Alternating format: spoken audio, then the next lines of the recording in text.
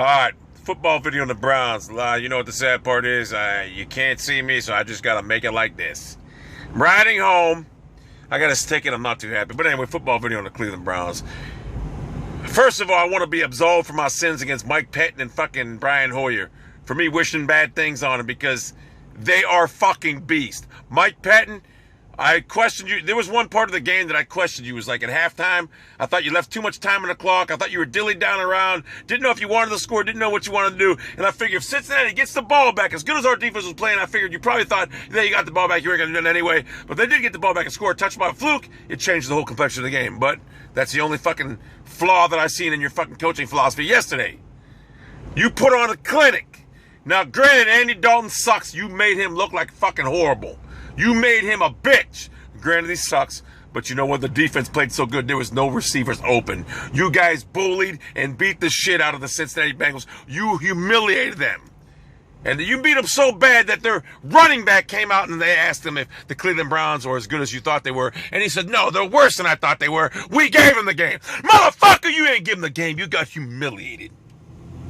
We dictated what you did, and at the end of the game, we went over there and celebrated on your field. We went out, we humiliated your team. This isn't your daddy's Cleveland Browns team. This isn't even my Cleveland Browns team, because I'm from the fucking 70s and 80s with this team. This is a new era of Cleveland Browns. We get new uniforms next year. This team is stacked. Something about this team.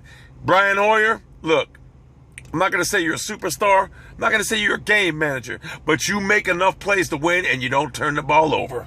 You do what's necessary to win. You throw the ball through the wind. You don't get flustered like Andy Dalton does. Andy Dalton's making $18 million a year.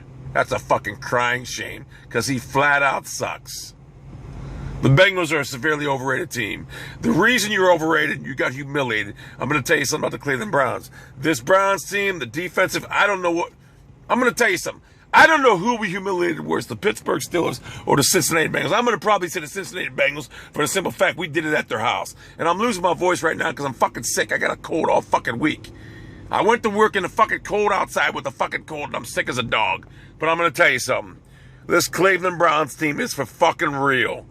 This Cleveland Browns team is fucking beast.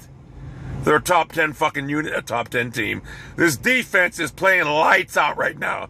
They got the Dalton, they frustrated them, and you know what?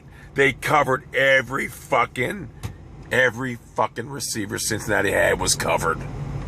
And the only reason it wasn't a shutout, here's my flaw with fucking Pettin and Ray Farmer. The only reason it wasn't a shutout is because our fucking, whatever the fuck his name is, Leonard fumbled the fucking ball because he doesn't know how to return a punt. There's a guy sitting in Cleveland right now who used to play for you, who's a Browns fan, who can help you out in special teams and can do more than Leonard because he will make every fucking tackle.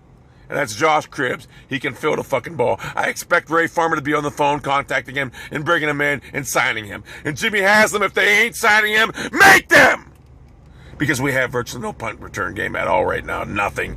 Every time they have to punt to us, the opposite team, I want the ball to go out of bounds because I'm afraid what's going to happen when our guy, if he does catch it, what's going to happen. But I'm going to tell you something. This team is ferocious defensively. And right now, I believe we can play with anybody in this league. And I believe we could beat anybody in this league. And there's a reason a lot of Buffalo Bills fans wanted Pettin to stay around because he's a fucking beast. And they know Marone's not the future. Pettin, I always liked you. But there's some things that I disagree with, like sitting Crowell. Thank God the three-headed monster worked out fine yesterday. You know, I wasn't really a big fan of West, but now I'm starting to become a big believer and a fan of his. I like West, I like Crowell, and I like Tate being the third option. We did it with that. I'm going to tell you another guy that I really fucking like is Miles fucking Austin. He's like a tight end of motherfuckers that's sure-handed. There's a signing that went under the radar. A lot of people said we signed him. Oh, who cares? You got Miles Austin. He's a fucking sure-handed beast. Andrew Hawkins missed the game. Or everyone steps up. The next man up mentality works. It's all for one. You play as a unit, like Brian Hoyer said. I am really pumped up for this Cleveland Browns team. And I'm losing my voice right now because I'm sick as a dog. Like I said, I'm on my way home. I don't have fucking time to do much of anything. But I want to say the Cleveland Browns, this was a fucking signature victory by the Pettin fucking coaching staff. Like I said, we beat Pittsburgh, we humiliated them. But we went into Cincinnati on prime time and fucking humiliated them. And for that, we're back and we're a top 5 team.